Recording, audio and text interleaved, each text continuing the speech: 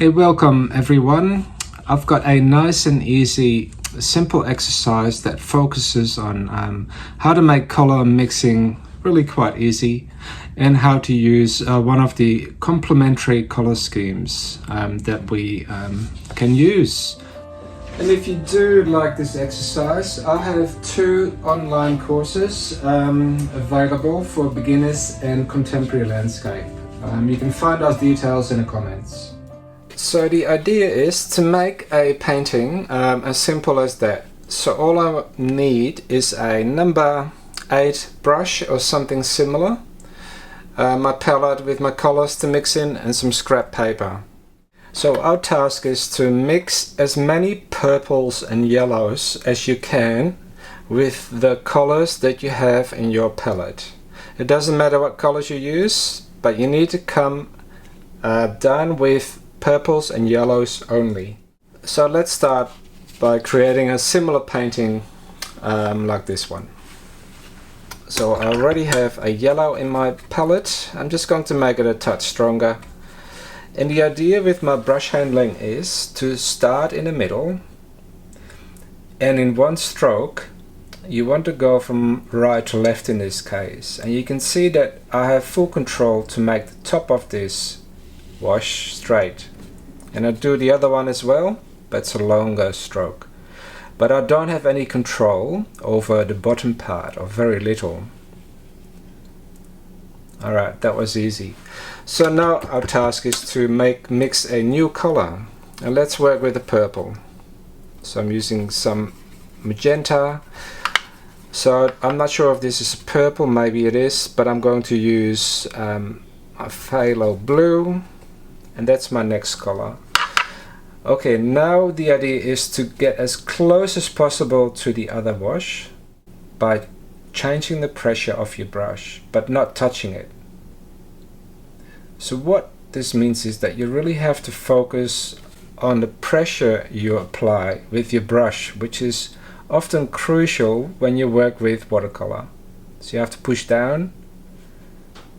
So I have control over the top part of my wash, that part, but not this part. Another color. So instead of starting a new color, I can quite easily change it by adding more yellow to this one. And I can also desaturate it by just picking up a little bit of this purple. And I have a new yellow that is different from any other colors. So again, I might do a slightly bigger stroke, so I'm pushing down more, but I need to get as close as possible to the wash up the top.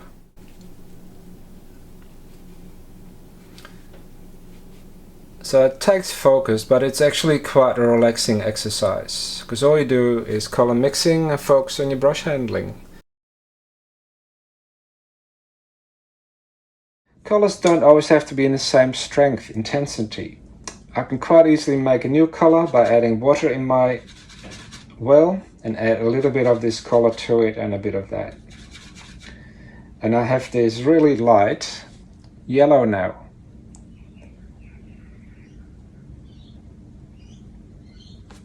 And to get from one end, oops, that was the wrong well.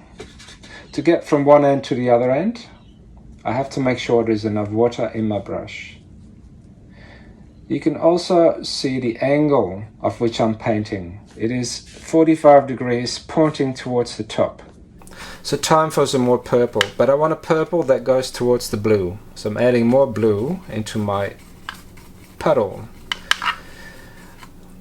Adding a touch of quinacridone magenta, and I have my next purple. And I'm trying to get as close as possible. So you now have to push it down.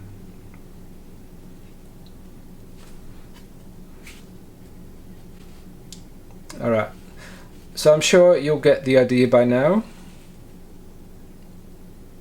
So let's play some music while I continue painting.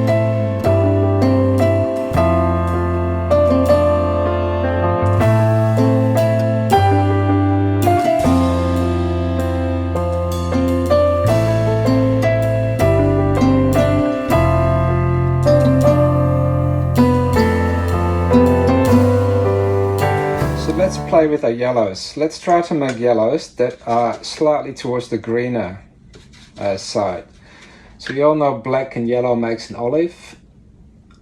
So let's put a little bit of this black into my yellow. So my challenge is to make sure that this doesn't turn into a green, but still looks like a yellow. And I think I've gone too far now. So I'm going to add a bit more yellow in my puddle to counter it. Alright, so I'm happy with this, and I think this is a yellow that goes towards a green. But, you know, in terms of painting and color mixing, I think you have to think like that when you work on your colors.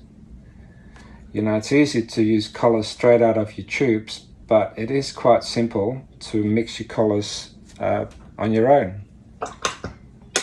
So I want it a little bit warmer, so all I'm doing now is add quinacridone gold into that same puddle. I'll test that, and I've got a lovely warm yellow.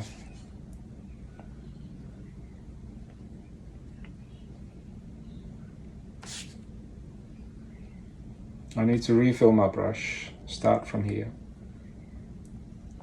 And try to get as close as possible to the other color. Time for a bit more purple. So I'm changing my approach. I'm making a new puddle. I'm starting with a new blue, which is my cerulean blue. Blue is blue. And I'm going to add that same quin magenta in there. So I've got a beautiful, fresh, lilac-y purple. A totally different purple. I test that. And if it is too bright, too fresh, all I have to do is go a little bit with this yellow into my puddle. And now they're family.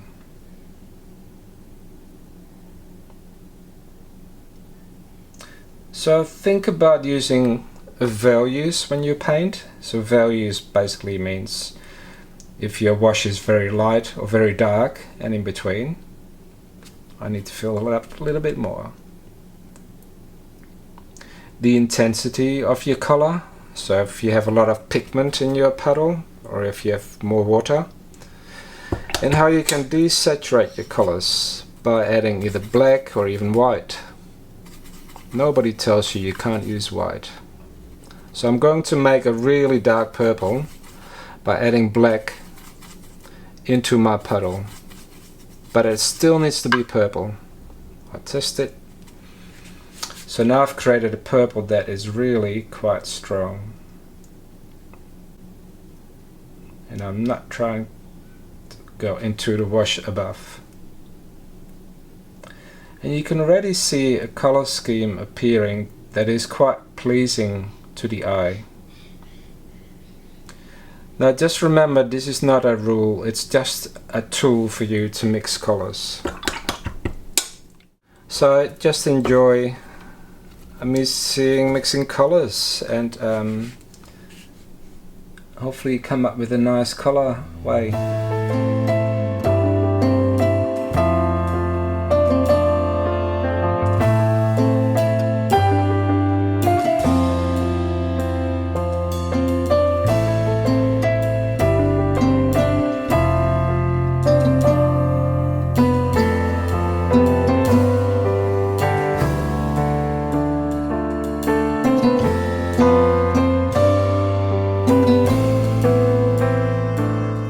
I'm using cobalt now, just a different blue again, and maybe I'm using the cadmium red, which is, you know, makes muddy colors sometimes, but it should still make a purple, but a really muddy burgundy kind of purple, very desaturated, so it's a nice thin line.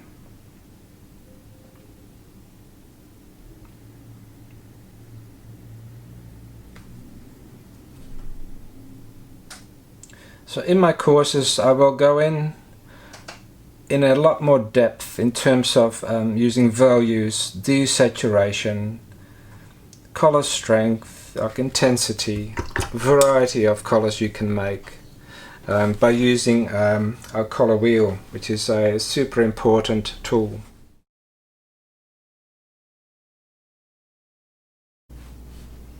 Alright, and I'm almost finished. And really, this is all you need to do to train your brain to mix colours. Be creative, be curious about what kind of pigments and paints you can use to create, for example, in this case, yellows or purples. It is not stressful, it is quite relaxing, and therefore hopefully lots of fun. So that's an interesting yellow. It's still a yellow, but it's almost towards the brown and green. Even browns you can count as a yellow, but desaturated.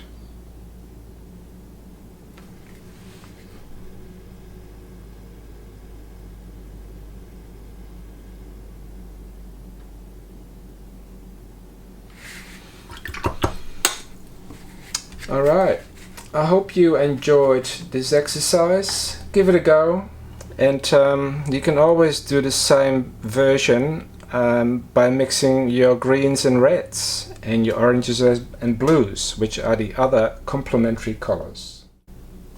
Alright, so here's the result. Just a straightforward abstracted painting, trying to mix purples and yellows. Enjoy!